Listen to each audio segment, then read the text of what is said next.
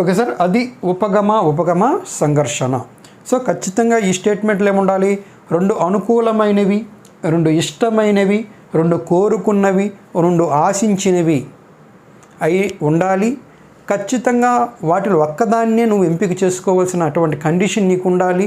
ఒకదాన్ని తీసుకుంటే ఇంకో దాన్ని విడిచిపెట్టేస్తాను అనే బాధ జనింపజేసేదై ఉండాలి. అలాంటి సందర్భం తలెత్తినప్పుడు దాని ఆన్సర్ ఉపగమ సంఘర్షణ. ఇక్కడ ఏదైనా తీసుకోండి, అవ్వ కావాలి బొవ్వ కావాలి, అవ్వ కావాలంటే బొవ్వ విడిచిపెట్టాలి, బొవ్వ కావాలంటే అవ్వ విడిచిపెట్టాలి. అవ్వ బొవ్వ 2 ఇస్తే నీకు సంఘర్షణే లేదు. సంఘర్షణ జరించాలంటే 2 అనుకూలమైన వాటిలో ఏదో ఒకదాన్ని ఎంపిక చేసుకోవాలి, 2 ఇష్టమైన వాటిలో ఏదో ఒకదాన్ని ఎంపిక చేసుకోవాలి, 2 అనుకూలమైన వాటిలో ఒకదాన్ని ఎంపిక చేసుకోవాలి, 2 కోరుకున్న వాటిలో ఒకదాన్ని ఎంపిక చేసుకోవాలి. ఇలా సో అవ్వ కావాలంటే బొవ్వ విడిచిపెట్టారు, బొవ్వ కావాలంటే అవ్వ విడిచిపెట్టాలి. కానీ నీకు 2 కావాలి కాబట్టి అవ్వ కావాలంటే బొవ్వ కావాలంటే అవ్వదు. 2 నీకు ప్రాణప్రదమైనటువంటి 2 స్వీట్లలో ఒక స్వీట్ని మాత్రమే ఎంపిక చేసుకోవాలి, ఇంకో దాన్ని విడిచిపెట్టేయాలి. దేన్ని ఎంపిక చేసుకోవాలి, దేన్ని విడిచిపెట్టాలనే స్థితిలో నువ్వు పడే బాధ. ఒక ఛానల్లో వకీల్ షాప్, ఇంకో ఛానల్లో ఖైదీ నెంబర్ 150. ఈ 2 నీకు ఇష్టం. పవర్ స్టార్ పవన్ కళ్యాణ్ అని ఇష్టమే, మెగాస్టార్ చిరంజీవి అని ఇష్టమే. 2 ఇష్టమైనటువంటి ఆ 2 చిత్రాల్లో ఒక చిత్రాన్ని నువ్వు చూడాలి. ఒకే సమయంలో ఒక చిత్రాన్ని నువ్వు చూడాలంటే ఇంకో చిత్రాన్ని నువ్వు విడిచిపెట్టేయాలి. దేన్ని చూడాలి, దేన్ని విడిచిపెట్టాలి అనే స్థితిలో నువ్వు పడేటువంటి బాధ. అలాగే 2 వివాహ సంబంధాలకు వెళ్తే ఒక అమ్మాయి కెవ్వు కేకలా, ఇంకొక మెరుపు తీగలా ఉంది. కేకరించుకుంటే తీగపోతుంది, తీగరించుకుంటే కేకపోతుంది. అలాగే మనం నగల షాప్కి వెళ్తే బాగా ఇష్టమైనటువంటి 2 నగలు, 2 తీసుకుంటే నీకే సంఘర్షణ లేదు. కానీ అక్కడ కండిషన్ మీ భర్త ఏమన్నారు, ఒక్క నగే తీసుకో, అంతవరకే మనకి పాజిబిలిటీ ఉంది అని చెప్పారు. పాపం ఈ నగ పెట్టుకుంటే అద్భుతంగా ఉంది, ఆ నగ పెట్టుకుంటే గొప్ప ఆకర్షణీయంగా ఉంది. సో దాన్ని తీసుకోవాలా, దీన్ని తీసుకోవాలనే సందర్భంలో నువ్వు ఒక నిర్ణయానికి రాలేక బాధపడిపోతూ ఉంటావు. దాన్ని కూడా ఉపగమ సంఘర్షణ అంటాం. అలాగే మనం ఇక్కడికి వెళ్తూ ఉంటాం, షాపులకి వెళ్తూ ఉంటాం. బట్టల షాపులకి వెళ్ళేటప్పుడు ఆ బట్టల షాపుల్లో మీ వారు మీకు ఇచ్చినటువంటి ఇదేంటంటే నీకు నచ్చినటువంటి ఒక మంచి చీర తీసుకున్నారు, ఒకటే తీసుకోవాలని చెప్పారు.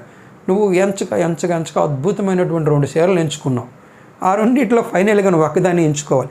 దేన్ని ఎంచుకోవాలి అనే సందర్భంలో నువ్వు పడే ఆ బాధాకర స్థితి. ఈ విధంగా 2 అనుకూలమైనవి, 2 ఇష్టమైనవి, 2 కోరుకున్నవి, 2 కావలసినవి, 2 ఆశించినవి అయి ఉండి అందులో ఒకదాన్ని నీకు ఎంపిక చేసుకోవాలని కండిషన్ పెట్టినప్పుడు ఇంకో దాన్ని విడిచిపెట్టేయవలసిన పరిస్థితి నీకు ఏర్పడినప్పుడు దేన్ని ఎంచుకోవాలి, దేన్ని విడిచిపెట్టాలని నువ్వు నిర్ణయించుకోలేని ఆ బాధాకర ఉద్వేగ స్థితే ఉపగమ సంఘర్షణ. రెండవది పరిహార సంఘర్షణ. పేరులో ఉంది పరిహార సంఘర్షణ అంటే ఏమనుకున్నాం? నెగటివ్, వద్దనుకున్నా, కోరుకునని, ఇష్టపడని, ఆశించని, ప్రతికూలమైన 2 నీకు ఇష్టం లేదు కానీ ఒకదాన్ని ఎంపిక చేసుకోవాలి. 2 నీకు ఇష్టం లేదు, 2 సందర్భాలు నీకు ఇష్టం లేనివి, కానీ అక్కడ కండిషన్ ఏంటి? ఒకదాన్ని నువ్వు ఎంపిక చేసుకోవాలి. సో ఇష్టం లేనప్పుడు ఎంపిక అంటే దానిలో నీ యొక్క ఇది మైండ్ సతమతం అయిపోతుంటాం. నాకు ఏది వద్దు, ఎందుకు నాకు ఏది వద్దు అని. కానీ ఒకదాన్ని ఎంపిక చేసుకునేటప్పుడు సో పరిహార సంఘర్షణ. 2 ప్రతికూలమైన అంశాల మధ్య ఒకదాన్ని ఎంచుకోవాల్సి వచ్చినప్పుడు కలిగే బాధాకర ఉద్వేగ స్థితి. ముందు నుయ్యి వెనుక గొయ్యి. ముందు నుయ్యి వెనుక గొయ్యి. సో ముందు నుయ్యిలో పడతావా, వెనుక గొయ్యిలో పడతావా, నీదే ఛాన్స్, ఎంచుకో. ముందు నుయ్యిలో పడ్డం నీకు ఇష్టం లేదు, వెనుక గొయ్యిలో పడ్డం కూడా నీకు ఇష్టం లేదు. కానీ రెండిట్లో ఏదో ఒక దాంట్లోకి వెళ్ళి నువ్వు పడాలి. నీకు 2 ఇష్టము లేదు కానీ ఖచ్చితంగా ఒకదాన్ని ఎంపిక చేసుకోవాలి. 2 ఇష్టము లేని వాటి మధ్య కూడా ఒకటి ఎంపిక చేసుకోవాల్సి వచ్చినప్పుడు కలిగే బాధాకర ఉద్వేగ స్థితి. కాలే పెనము నిప్పుల పొయ్యి. కాలే పెనము నిప్పుల పొయ్యి. కాలే పెనం మీద కాలేస్తావా, నిప్పుల పొయ్యి మీద కాలేస్తావా నీ ఇష్టం. కానీ రెండిట్లో ఒక దాని మీద నువ్వు కాలు వేయాలి. కాలే పెనం మీద, నిప్పుల పొయ్యి మీద నీకు కాలు వేయాలని లేదు. కానీ కండిషన్ ఏంటి? ఖచ్చితంగా ఒక దాని మీద కాలు నువ్వు వేయాలి. నీకు పరీక్షలకు చదవాలని లేదు, అలాగని ఫెయిల్ అవ్వాలని లేదు. పరీక్షలకు చదవడం నువ్వు ఇష్టపడడం లేదు, ఫెయిల్ అవ్వడాన్ని నువ్వు ఇష్టపడడం లేదు. సో పరీక్షలు చదవాలని నీకు లేదు, ఫెయిల్ అవ్వాలని లేదు. రెండు నువ్వు ఇష్టపడడం లేదు, రెండు ఇష్టపడని సందర్భాలు కూడా పరిహార సంఘర్షణ. పరీక్షలు చదవాలని లేదు, అలాగే ఫెయిల్ అవ్వాలని లేదు. అలాగే చెల్లికి చాక్లెట్ ఇవ్వాలని లేదు, ఆమె బాధపడితే చూడాలని లేదు. చాక్లెట్ ఇవ్వాలని నువ్వు కోరుకోవడం లేదు, బాధపడితే చూడాలని నువ్వు కోరుకోవడం లేదు. సో రెండు ఇష్టము లేని, ఆశించని, ప్రతికూలమైన ఇలాంటి దేనికైనా ఆన్సర్ పరిహార సంఘర్షణ. నెక్స్ట్ ఏంటి? ఉపగమ పరిహార సంఘర్షణ. ఇందులో ఏముంది? ఒక ప్లస్ ఉంది, ఒక నెగిటివ్ ఉంది. అంటే ఒక లక్ష్య సాధనలో అనుకూల అంశాలు, ప్రతికూల అంశాలు ఉండడం వలన దాన్ని చెయ్యాలా వద్దా అనే సందర్భంలో తలెత్తే సంఘర్షణనే అనుకూల ప్రతికూల అంశాల మధ్యన. అంటే స్టేట్మెంట్లో మొదటి అంశం పాజిటివ్ అయి ఉండాలి, దాన్ని చేరుతుండేటప్పుడు దాని వెనకే ఒక నెగిటివ్ అంశం తోడై నీతో రావాలి. ఆ పాజిటివ్ వైపు వెళ్తుంటే నెగిటివ్ అంశం వస్తుంది కాబట్టి దాన్ని చెయ్యాలా వద్దా అనే సందర్భంలో తలెత్తే సంఘర్షణని ఉపగమ పరిహార సంఘర్షణ అంటాం. ఏమండి? ఉపగమ పరిహార సంఘర్షణ. ఇందాక చెప్పుకున్నాం, చెట్టు మీద కొబ్బరి బొండాలు కొయ్యాలని ఉంది కానీ కింద పడిపోతానన్న భయం. చెట్టు మీద ఉన్నటువంటి కొబ్బరి బొండం నేను రమ్మంటుంది, రా తీసుకో అని, అది పాజిటివ్. కానీ ఎక్కితే కింద పడిపోతానన్న భయం నెగిటివ్. కాబట్టి ఎక్కాలని ఉంది, ఎక్కితే పడిపోతానన్న భయం. ఎక్కాలని కూడా పాజిటివ్, పడిపోతున్న భయం నెగిటివ్. సో ఒక పాజిటివ్కి ఒక నెగిటివ్కి మధ్యన సంఘర్షణ. అప్పుడు ఎక్కాలా వద్దా, తీయాలా వద్దా. పరీక్షలో నీకు స్లిప్ పెట్టాలని ఉంది కానీ దొరికిపోతానన్న భయం. పరీక్షలో నువ్వు స్లిప్ పెట్టాలనే నీ ఆలోచన నిన్ను ప్రేరేపించడం అనేది ప్లస్. పరీక్షలు పాస్ అయిపోతాను కానీ దొరికిపోతే డిబార్ అయిపోతావు, అది నెగిటివ్. ఏమండి? బాతుకి పట్టుకోవాలని నీకు ఉంది, బాతుని పట్టుకోవాలని నీ కోరికగా ఉంది కానీ కరుస్తుందేమోనన్న భయం. బాతుని పట్టుకోవాలనేటువంటి నీ కోరిక పాజిటివ్, కరుస్తుందన్న భయం నెగిటివ్. కొబ్బరి బొండం కోసం చెట్టు ఎక్కాలనుకోవడం నువ్వు పాజిటివ్, పడిపోతానన్న భయం నెగిటివ్. పరీక్షలో స్లిప్ పెట్టాలని ఆలోచన పాజిటివ్ కానీ దొరికిపోతే డిబార్ అయిపోతారని భయం నెగిటివ్. తల్లిదండ్రులకు తెలియకుండా సినిమాకి వెళ్ళాలని ఉంది కానీ దొరికిపోతే తల్లిదండ్రులు చివాట్లు పెడతారు. సో సినిమాకి వెళ్ళాలనుకోండి పాజిటివ్ కానీ దొరికిపోతానన్న భయం నెగిటివ్.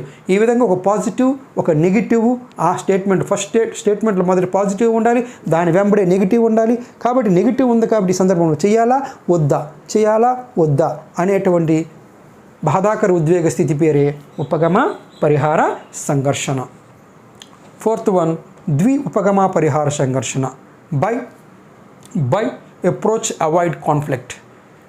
ఇది కొంచెం వెరైటీగా ఉంటుంది. మొదట మూడింటికి ఒక స్టేట్మెంట్ ఉండి ఆ స్టేట్మెంట్లో రెండు అంశాలు ఉంటాయి. నాలుగో దానికి ఏమవుతుందంటే రెండు స్టేట్మెంట్లు ఉంటాయి. ఈ రెండు స్టేట్మెంట్లో ప్రతి స్టేట్మెంట్లో పాజిటివ్ నెగిటివ్ ఉంటుంది. అప్పుడు ఏ స్టేట్మెంట్ ఎంపిక చేసుకోవాలి? రెండు కంటే ఎక్కువ లక్ష్యాల మధ్య అనుకూల ప్రతికూల అంశాలు ఉండడం వల్ల దేన్ని ఎంపిక చేసుకోవాలనే సందర్భంలో తలెత్తే సంఘర్షణ. మనకి టెక్స్ట్ బుక్లో వాటిలో చూస్తే ఏమిచ్చాడు? ఒక వ్యక్తికి దూర ప్రదేశంలో ఎక్కువ వేతనంతో ఉద్యోగము, అదే వ్యక్తికి దగ్గర ప్రదేశంలో తక్కువ వేతనంతో ఉద్యోగము. సో ఇంటి నుండి దూరం కానీ జీతం చాలా ఎక్కువ. అదే వ్యక్తికి ఇంటికి దగ్గరలో ఉద్యోగం వచ్చింది కానీ జీతం చాలా తక్కువ. సో ఫస్ట్ స్టేట్మెంట్లో దూరం ఎక్కువ కాబట్టి నెగిటివ్, జీతం ఎక్కువ కాబట్టి పాజిటివ్. రెండో స్టేట్మెంట్లో ఇంటికి దగ్గర కాబట్టి పాజిటివ్, జీతం దాంతో పోల్చుకుంటే తక్కువ కాబట్టి నెగిటివ్. సో ఇప్పుడు దూర ప్రదేశంలో ఎక్కువ వేతనంతో ఉండే ఉద్యోగానికి వెళ్ళాలా, దగ్గర ప్రదేశంలో తక్కువ వేతనంతో ఉండే ఉద్యోగంకి వెళ్ళాలా అని సతమతం అవుతున్నాడు. ఏమైంది? ఒక వ్యక్తికి దూర ప్రదేశంలో ఎక్కువ వేతనంతో ఉద్యోగం ఫస్ట్ స్టేట్మెంట్, అదే వ్యక్తికి దగ్గర ప్రదేశంలో తక్కువ వేతనంతో ఉద్యోగం సెకండ్ స్టేట్మెంట్. ఇప్పుడు ఈ స్టేట్మెంట్కి కమిట్ అవ్వాలా, ఈ స్టేట్మెంట్కి కమిట్ అవ్వాలి. ఎందుకంటే ఈ స్టేట్మెంట్లో ఇంటికి అంత దూరం వెళ్ళిపోయి జీతం ఎంత వస్తే ఏంటి, అంత దూరం వెళ్ళిపోయి ఏం చేస్తాం. రెండో స్టేట్మెంట్లో దగ్గరే కానీ జీతం తక్కువ, అది 3 నెలలు అక్కడ 1 నెలకు వచ్చే జీతం ఇక్కడ 3 నెలలకు వస్తుంది. ఇప్పుడు దాన్ని ఎంచుకోవాలా దీన్ని ఎంచుకోవాలా, పాపం ఇబ్బంది పడుతూ ఉంటాడు. అలాంటి సందర్భం ఏమండి, నీకు వకీల్ సాబ్ సినిమాలో పవర్ స్టార్ పవన్ కళ్యాణ్ నటన అంటే ఇష్టం, కానీ శృతి హాసన్ నటన అంటే ఇష్టం లేదు. ఖైదీ నెంబర్ 150లో చిరంజీవి నటన అంటే ఇష్టం, కానీ కాజల్ నటన అంటే ఇష్టం లేదు.